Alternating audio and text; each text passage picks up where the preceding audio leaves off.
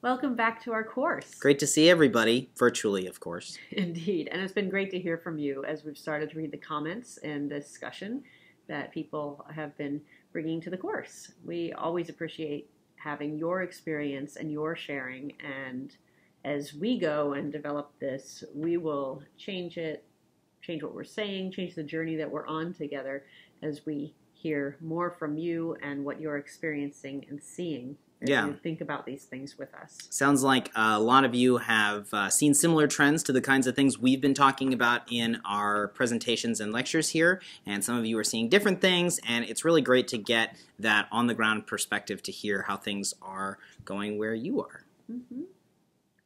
And just to recap a little bit about where we've been, in our first session, we talked about the changing times and the vast shifting sands of the religious landscape in America, and how that calls on us to change the way that we interact, the way that we interact with our communities, with potential Unitarian Universalists, the way that we reach out. That's right. We can't just count on them seeking us out anymore. Exactly. We have to start understanding us from their perspective and shaping who we are to meet who they are and who they can be with us. Then in Module 2, we talked about how to understand the visitor experience and how to look at kind of the user journey, the user experience of our congregations online and in person. We looked at the spectrum of the ways that people are involved in religious life, from being a curious and interested participant to being a full, active, engaged member in the community. And we learned how important it is to understand things from the visitor perspective and to speak in the language of understanding that, as congregations, it matters less what we say. Well, actually, it's not just that. It matters what we say, but it's not just what we say, it's what they hear, what the visitor hears, what the visitor experiences, which is the most important thing in making new Unitarian Universalists.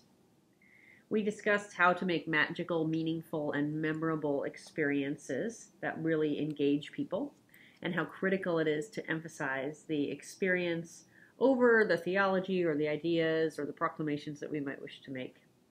And we talked about how making it personal by creating personas that we can use to understand our audiences better and meet their needs better. We also talked a bit about your congregation's personality, which is a great seg to this week's module, because here we are talking about how people are receiving us. What is our brand? Yeah, so, making it personal and getting down to that individual level is really critical. You can't just think about it in the abstract. You gotta get up close and personal. And, we talked about the way that you, as a congregation, as a UU entity, can interact with visitors and audiences as a relationship. And so in Module 2, we talked about how to understand the other part of that relationship, and today we're going to spend some time talking about your part of the relationship, because, as we know, any good relationship involves working on yourself.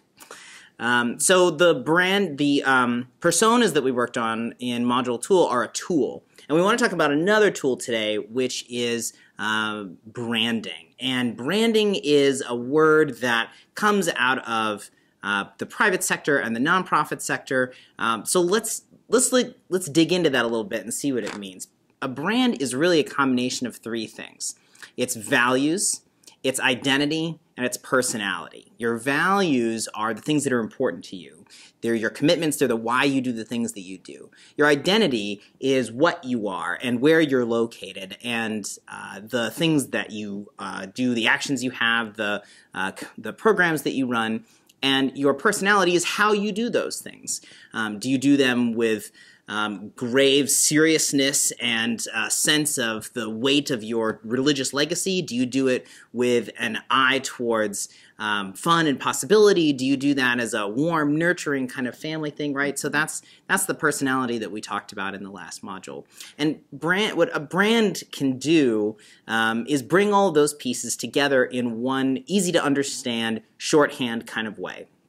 And it's really important to put all those things together in an easy to understand shorthand kind of way because, as we know, folks have less and less time on their hands. They are busy. We're all busy. We're all overcommitted and overscheduled and overtaxed in our commitments and our time. And so being able to make sure that all of those things communicate, the who we are, the what we do, the why it matters, from those first moments of experience, those first seconds, that's what a good brand can do. A brand is an appeal, it's a pitch, it's really a promise. It's a promise from the first moments that someone connects with your religious community that of what they're going to get by participating. And so then, of course, the critical thing is to carry through on that promise. And making sure that it's reflected in all the things that you do, the look and feel that is touched or is impacted by all the things that your congregation does. So we're going to talk in this module about how that works in general, what makes up the parts of that pitch, of that appeal, of that brand. We're going to talk about some experiences with branding, including and especially at the UUA level, the association level, and the ways that you can use some of those tools to help your congregation or your group. And we're going to talk about how to put all those things into play. One thing that I just want to say about branding before we get started here, and this was in one of the readings, the rebrand effect, is that while the brand, the notion of a brand starts from the external perspective, right? It's not what I say, it's what you hear. And your brand is not what you say it is, it's what other people say it is. If you can have the intent that you want to be known as this justice-seeking force in your community, but maybe all people hear is this concert series of Baroque music that you offer, well, that's what your brand is, right? Yeah, so a little bit like McDonald's is, they want people to think of them as healthy, but most people think of them as not healthy, and that's a brand problem. Right, yeah, we got salads on the menu. Right, but the real brand is what the people say McDonald's is. That's right. French fries, cheeseburgers. Yeah. And so it's really valuable to start approaching these questions from an external perspective. But if you do it right, you're going to also help yourself understand who you authentically are and who you can be in the community. So the Rebrand Effect book talks about nonprofits who have successfully rebranded or redesigned their pitch, their appeal, how they want to show up in the world. They've been able to raise more money and more volunteer commitments because they have clearer asks. It's clear what they're asking for and why. They've strengthened their internal culture and their capacity, which is a huge challenge, I know, for every congregation that I've ever talked to or been a part of. Right? How to accomplish all the things we want with the limited time and energy we have. And it helps you get better focus. It helps you figure out what to say no to. And that's part of the real power here is how a brand forces you to be really clear about what your priorities are. I was talking to a colleague of ours, Andy Pakula in Britain. He's an American who's a minister at one of the British Unitarian churches, and they had this New Start congregation that was a different take on what congregational life can be. He was telling me about how they said, all right, well, we're going to have some serious, some real communications about this. So they hired a designer, they went through a process, and he said, I was skeptical at first, but what was really powerful about it was it really brought home the fact that you can't give all of the messages that you want to give to someone at every point. You can only give one message at a time. You can only engage potential visitors or participants or audiences with one message at a time. You cannot communicate, and you shouldn't try to communicate the full depth and breadth of every piece of your experience, because that's not what they're going to experience when they meet you for the first time. So it really helps you get clear about what those things are and forces you to make those trade-offs that can really help you figure out what your broader priorities are. And if you want to check out more about Andy's congregation, it's called New Unity, and it's based in England, not too far from London. Yeah, and I believe the New Start there that he worked on is called Derby Unity, and we'll post a link to that. Oh, right, Derby Unity. Derby, yeah, that's Derby. Right. Andy's congregation is Unity, and the New Start is called Derby Unity. Derby so Unity. We'll post a link to that in the chat. So let's get started.